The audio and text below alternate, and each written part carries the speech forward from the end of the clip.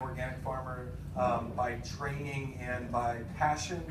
Spent most of my life with big calluses on my hands, with boots on my feet, and absolutely love growing food. That said, it's only one part of the equation. And in Austin, we have some real challenges around growing food.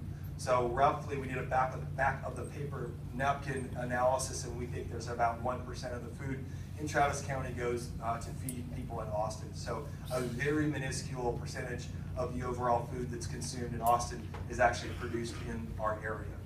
And simultaneously to that, we are losing an unprecedented amount of farmland every single day.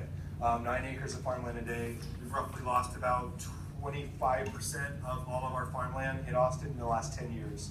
And not surprising, when you have 135 people moving to your city every single day, they gotta live somewhere. That farmland's cheap, and it's flat, and it's easy to develop, and that's what's happening. So we're producing a very small amount of our food locally, yet we're losing a significant amount of farmland every single day to development. And on top of that, we're short of about 50,000 units of affordable housing. So if the equation wasn't complicated enough, here's what makes it deeply disturbing for me. Do we encourage local food production? Do we support our local farming community? Do we make sure that all the farmers that are in our community are making an adequate income? And simultaneously, how do you crack this nut? So I came to Austin thinking, well, we're gonna put a growth ring around the city and we're not gonna let any development happen outside of the city because we gotta protect our farmland because the farmers are our friends and it's a critical part of this equation, and all we're gonna do is spike the price of housing. And so, is that equitable? And it's probably not. What we spent 3 years working on is like, what are some solutions? How do we make this work? What are some ways to look at this equation differently than saying it's either you or him or it equation? So community gardens are a fantastic start. We know that community gardens are great for doing one thing and one thing specifically, growing community. The garden piece is interesting, but community gardens do a fantastic, unquestionable, nobody would question from the evaluation point of view, that community gardens do a great job of growing community. The food part, I built about 25 community gardens in my time and had a lot of good times building community. So the lens that we bring to our work with the community garden program is it's about building community. Really, it's about community organizing. It's about getting people that have similar thoughts and visions together in the same place and sharing those thoughts. It's about passing along traditions to your children. It's about connecting seniors with children and bridging that the age gap. The food is really a byproduct. The food is important, and it's beautiful, and it's delicious, and it helps communities become food insecure. But I have yet to meet somebody who was on the third shift of their manufacturing job that was real excited about going out and doing some weeding after that third shift. And it's really important from an equity point of view to remember that expecting low-income communities to be excited about growing food is a difficult equation. It's not unprecedented. There's certainly exceptions to that, but generally speaking, white bearded men like me have to use a constant reframe lens to remember that gardening at some level is a privilege.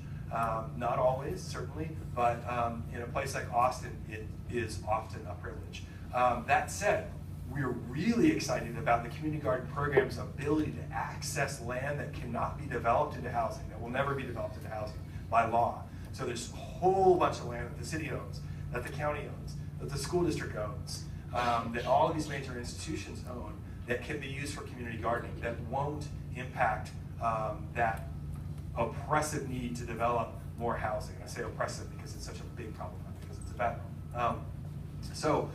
We're looking at every single opportunity to pry open access to public lands, to use them for both community garden on a small scale, but potentially prying that open even farther and saying, what about community farming?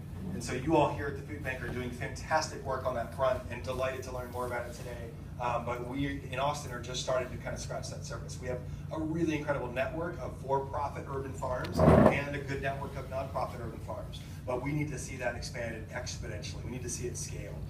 So we're looking at some pretty big projects right now. We have a department in the city called Watershed Protection, which is a fairly unique organization in cities that basically protects our floodplain. We have tens of thousands of acres of floodplain, protected floodplain property that cannot be developed into anything like housing or manufacturing. It could be a fantastic way to bring agriculture back into the city, with some caveats that it's a drag when you have a farm that gets flooded. And generally speaking, you have floodplain protected because it floods. So we're working on what are some kinds of agriculture that are appropriate in floodplains. We can do orchards. We can plant a lot of trees in floodplains, and they're actually really beneficial from a floodplain perspective. And if done properly, you can run livestock, and you can certainly have bees. So those are just some really simple things that we're looking at opening up, literally writing RFPs, inviting organizations to submit ideas on how to use tens of thousands of acres of City of Austin and Travis County owned property to increase local food production. So the other piece is school gardens. And I am a huge fan of school gardens. I have built literally dozens and dozens of school gardens. Started my first school garden in 1992, and I have seen dozens of school gardens fail. It's very depressing. I don't know how many of you have helped build gardens and come back a couple years later and been like, all that work. So why does that happen? Because school gardens are really easy to build. And I say that, and people are like, what do you mean they're easy to build? I just threw my back out and built a school garden. But comparatively to keeping a school garden alive and sustained over time, school gardens are really easy to build. So I came to Austin and was really excited to see dozens and dozens of school gardens already in place, scattered across Austin, and started to go visit them and explore, and was stunned to see the lack of success in school gardens. And this is not a critique of anybody that's been working diligently on the school garden programs throughout Austin, but it's really hard to grow food in Central Texas, I'm finding. It's really hard to find funding to pay for staff to do that work, so it's almost always going to be volunteer-based.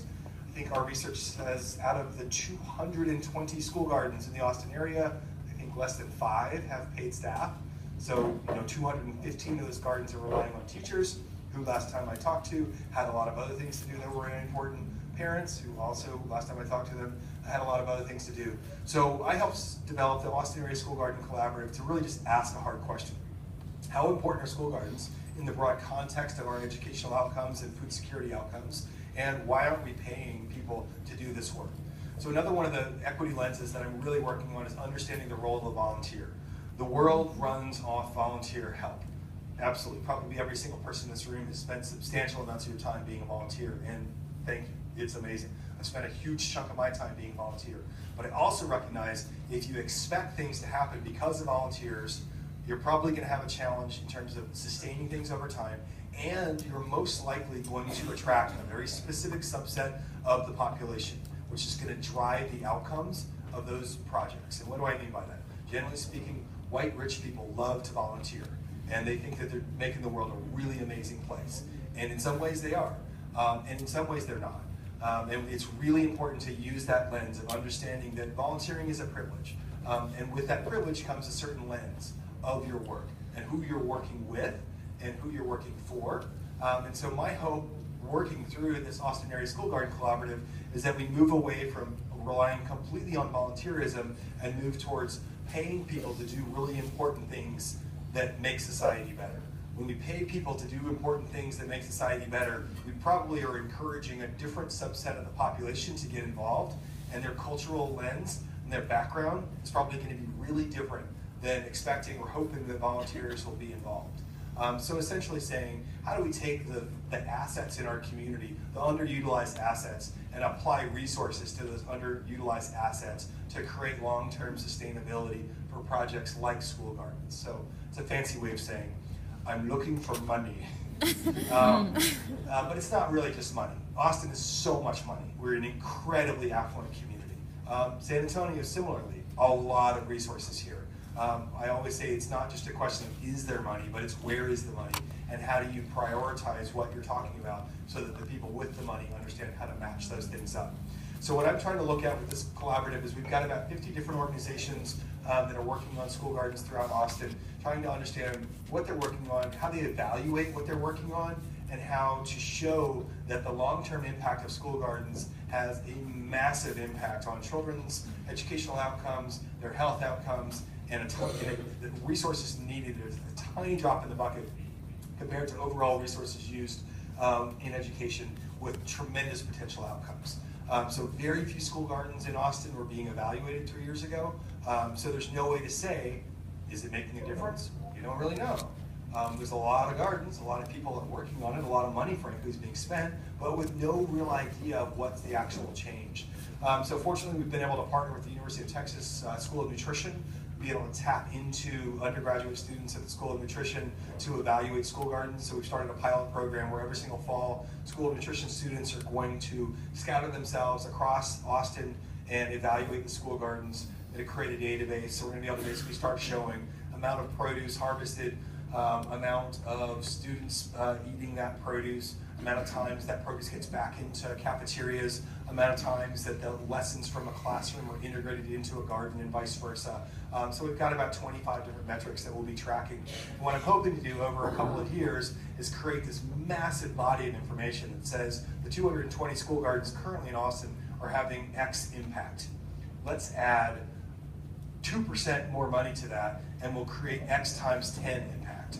So basically, how do we aggregate all of the impact that's happening in these school gardens currently and show that just with a tiny increase in resources that'll pay school garden coordinators, we can really start increasing the impact, both in the amount of food that's produced, where that food goes, and the educational outcomes. So the other piece that's exciting about school gardens is every single school has lots of land. Almost every single school has lots of land.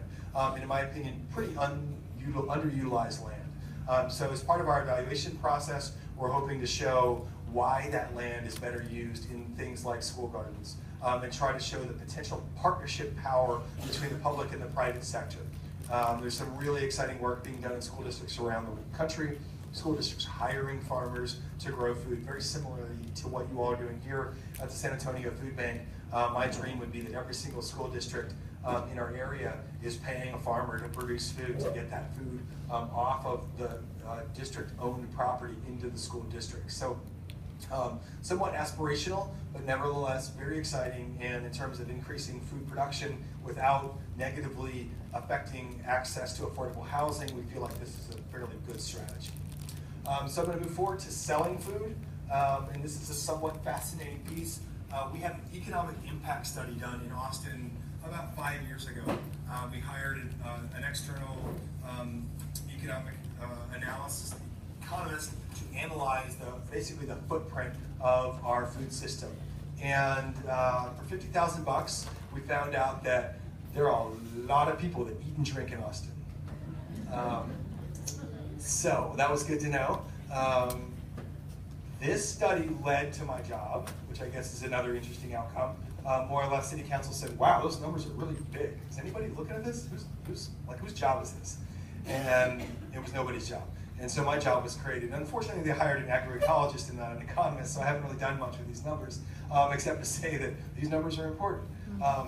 They really are staggering. When we look at the overall economy of Austin, the food sector is as big as our entertainment sector.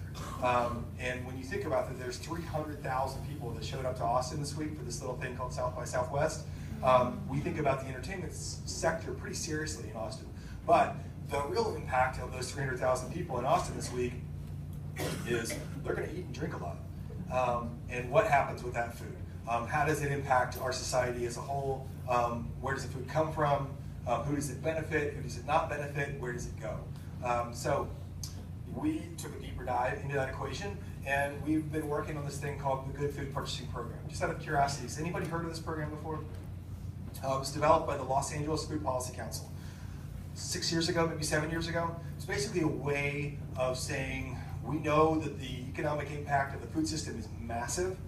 We know that institutions make up the bulk of that economic impact, and yet those institutions are not thinking strategically about their investment. And it's kind of a weird way to think about it, but an institution invests in the food system. And these are the numbers locally. Those are large investments. They're not mind-boggling, but they are substantial in terms of an investment. Each one of these institutions, the University of Texas, our local school district, and our convention center, have leadership that believe in a lot of the same things that I spend my time talking about, that we need a just, a local, and a sustainable food system. So why can't these investments go towards those outcomes? So the Los Angeles Food Policy Council developed the Good Food Purchasing Program around 5 standards of food purchasing. It's basically saying, let's create a